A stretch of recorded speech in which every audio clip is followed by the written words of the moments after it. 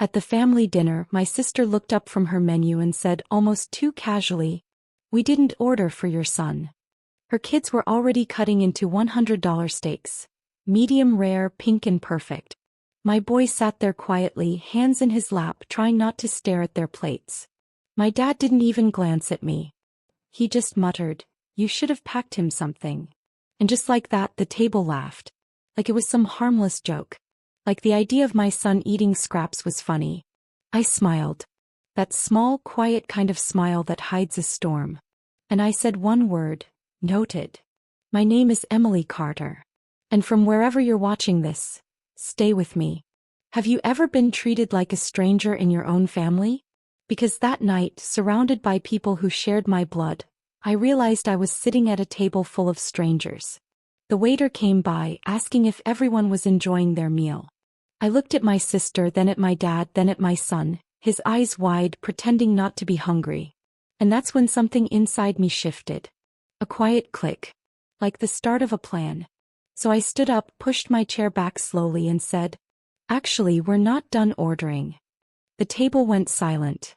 Every pair of eyes, judgmental, impatient, expectant, turned to me. And I thought, you'll remember this, every one of you. Because betrayal doesn't always come from enemies. Sometimes it's served right across the dinner table. The waiter's pen froze midair. My sister squinted at me like I'd spoken another language. "Emily, what do you mean we're not done ordering?" she asked, laughing lightly, like she was afraid to look rude in front of the staff. I smiled, keeping my tone calm. "I mean we're not done. My son and I haven't eaten." Dad sighed. That long, disappointed kind of sigh that used to make me feel 10 years old again. Don't make a scene," he muttered. "You should have planned ahead." Planned ahead. Right. Like hunger was something my son should have scheduled. The waiter looked uncomfortable, shifting his weight. I glanced at my boy, his small hands gripping the edge of the table, pretending not to notice the tension. He whispered, "Mom, it's okay." But it wasn't. It hadn't been okay for a long time. I turned back to the waiter. "We'll have 2 ribeyes," I said. "Medium rare. And a plate of truffle fries." "Oh," I smiled sweetly at my sister. "And bring another bottle of that wine you all ordered." "My treat."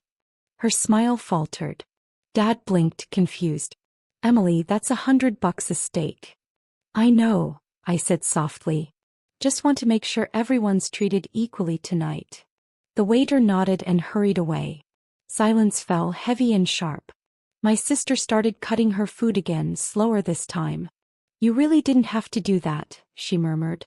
"No," I said, keeping my eyes on my son. "But I did."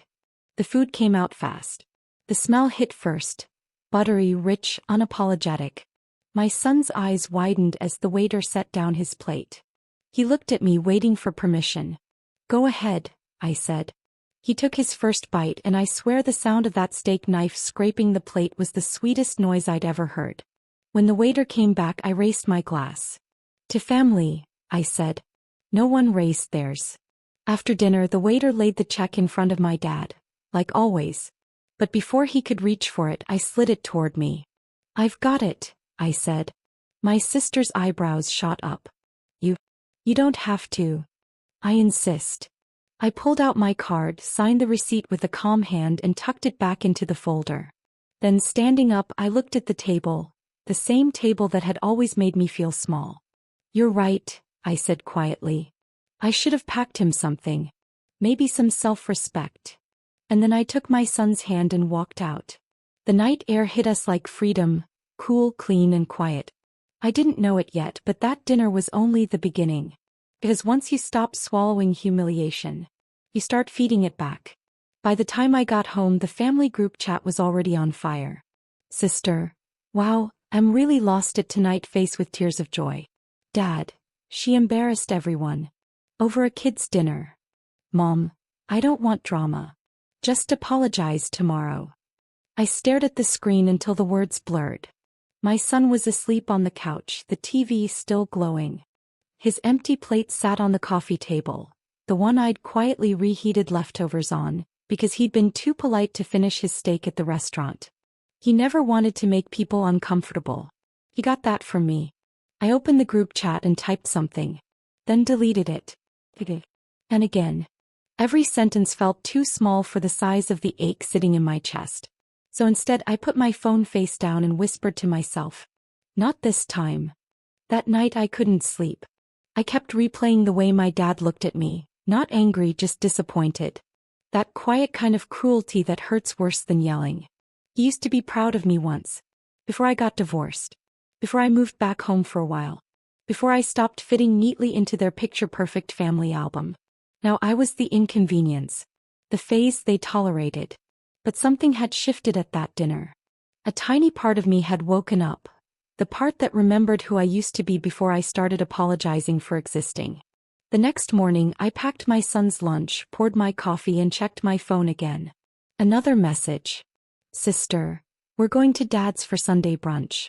Maybe come if you're ready to be civil. Civil. That word sat heavy on my tongue. I replied. Wouldn't miss it. Then I opened my laptop. Because if they wanted civility, they were about to get it.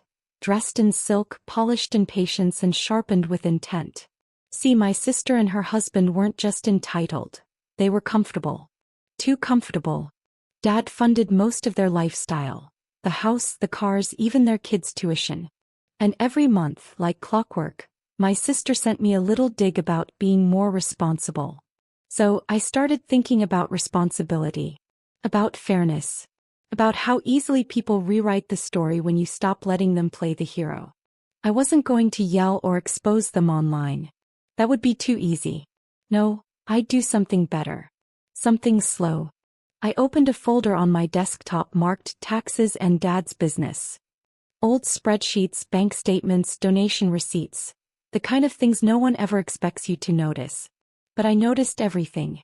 As the morning light hit the screen, I whispered, "You said I should have packed something." And smiled. As I had.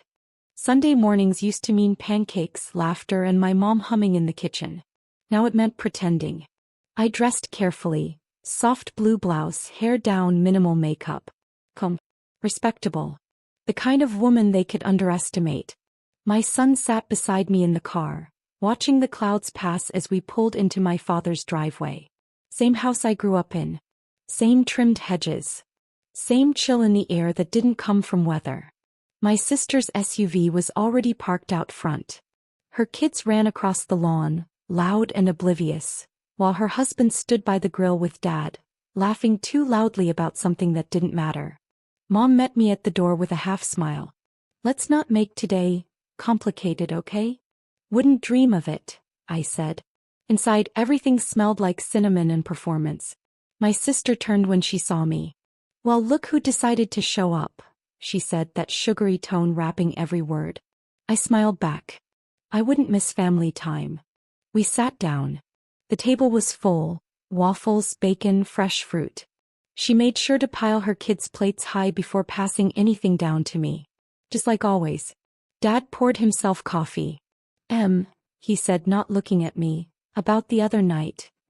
"It's fine," I interrupted gently. "Really?" My sister smirked. "Good. Because it was a little much." I laughed softly, tilting my head. "Yeah. You're right. But it's strange, isn't it? How money makes people forget manners." She froze for half a second. Then smiled. "Well, not everyone can afford steak, Em. It's okay." "True," I said, stirring my coffee. "Though I imagine it's easier when someone else's money covers it." The silence that followed was beautiful. Even the clock on the wall seemed to hesitate. Dad's fork clinked against his plate. "What's that supposed to mean?" he asked, voice low. "Oh, nothing," I said. "Just thinking about those little consulting transfers you've been sending to Ryan's account." Her husband's head snapped up. My sister's face went pale. I took another sip. So. "I was helping Dad organize some old files," I continued. "Found a few things. Donations. Expense write-offs. Transfers. Funny how family businesses work, huh?" No one spoke. Just the sound of the ceiling fan, spinning lazy circles above our heads. My son looked up at me, then down again, sensing the shift. I reached over, tucked a curl behind his ear and smiled. "Don't worry," I said lightly. I'm not mad. I just finally understand. Understand what? My sister whispered. That you don't feed who you don't fear. Then I stood, dropped my napkin on the plate and said, thanks for brunch. As I walked out with my son, I didn't look back, but I could feel it. The panic. The unraveling. The first crack in their perfect world. In the car, my son asked softly, Mom, are you okay? I smiled. Better than okay, baby. I'm awake. Because once you wake up, you can't unsee the truth. And the truth was, they'd been living off lies. And I was done letting them eat first. Revenge doesn't start with fire. It starts with silence. For the next few days, I became invisible. Exactly the way my family liked me. That was my camouflage. By day, I packed lunches, answered emails, helped my son with his science project. By night, I sat at my kitchen table with a glass of wine, my laptop glowing like a secret. I went through years of old spreadsheets, donations, payroll, consulting fees, and business lunches that never happened. My father's construction company had been quietly bleeding money for years, and every drop was feeding my sister and her husband's luxury life. Private school tuition? Written off as client development. A weekend in Napa? Team building retreat. And the new SUV in her driveway? Bought under the company's transportation budget. All signed, approved, and ignored by Dad. At first, I told myself I wasn't looking for payback. That I was just curious. But the truth was uglier and simpler. I wanted them to feel small just once. One night, I looked up from my laptop and saw my son standing in the doorway. Mom, he said sleepily. You're still working? I smiled. Just fixing something that's been broken for a long time. He nodded, trusting me completely, and that trust lit a fuse in my chest. The next morning I started printing. Quietly, neatly, relentlessly. Files. Transactions. Receipts. A paper trail impossible to deny. Then I called someone I hadn't spoken to in years. David Morales, an old college friend. He was an accountant now working with the state tax office. I didn't tell him everything. Just enough. He hesitated on the line. Emily, are you sure you want to do this? It could blow up big. I stared at the stack of papers in front of me, the proof of every lie my family had eaten while pretending to bless the food. I'm sure, I said. I'm just tired of watching people steal and call it love. For the next week I watched from the outside. Dad's office phone rang more. He looked distracted in group photos my sister posted. Her husband's jokes on Facebook got shorter. And through it all I stayed silent. No confrontation. No screaming. Just patience. Because revenge, when done right, doesn't need noise. It needs precision. The night before everything cracked open, I took my son out for dinner. Just the two of us. A real restaurant this time. White tablecloth. Warm bread. His favorite pasta. He looked up at me and said, Mom, is this because of the steak? I laughed softly. No, sweetheart. This is because you deserve it. He smiled, his eyes glowing under the dim light. And I realized, this wasn't just revenge anymore. This was reclamation. As we walked out, I glanced at my phone. A new message from Dad. Dad, we need to talk. Now. I smiled, that same quiet smile from the dinner table. The storm was here. Dad's text came just after midnight. 3 words. Come by tomorrow. No punctuation. No warmth. Just wait. By morning the sky looked bruised, thick gray clouds pressing low over the city. I dropped my son at school, then drove to my father's office. The same parking lot I used to wait in as a kid while he worked late. The same smell of stale coffee and sawdust drifting through the hallways. When I walked in, his secretary gave me that tight, uncomfortable smile. He's expecting you. I knocked once, then pushed open the door. Dad sat behind his desk, eyes cold, papers spread out in front of him. My sister was there too, arms folded, mascara slightly smudged like she hadn't slept. And her husband, Ryan, pacing near the window, red-faced and restless. Sit, Dad said. His voice was a low growl. I did. Calmly. He slapped a folder onto the desk. Do you have any idea what you've done? I looked down. Letters from the tax office. Notices. Investigations. David had moved fast. Faster than I expected. I cleaned, I said softly. That's all. My sister slammed her hand on the table. You ruined us. They froze Dad's accounts. The company's under review. Ryan might lose his job. I tilted my head.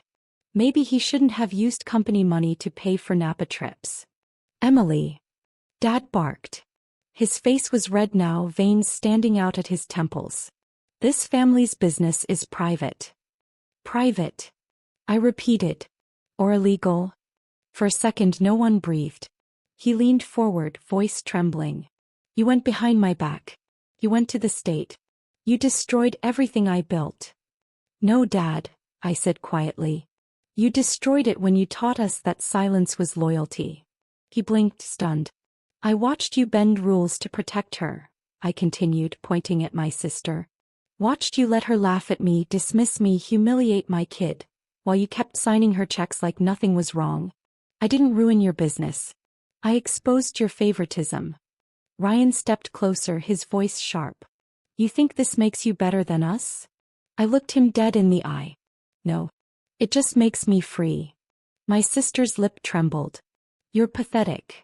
I smiled. Maybe. But at least I'm honest. Dad sank back into his chair, deflated. His hands shook.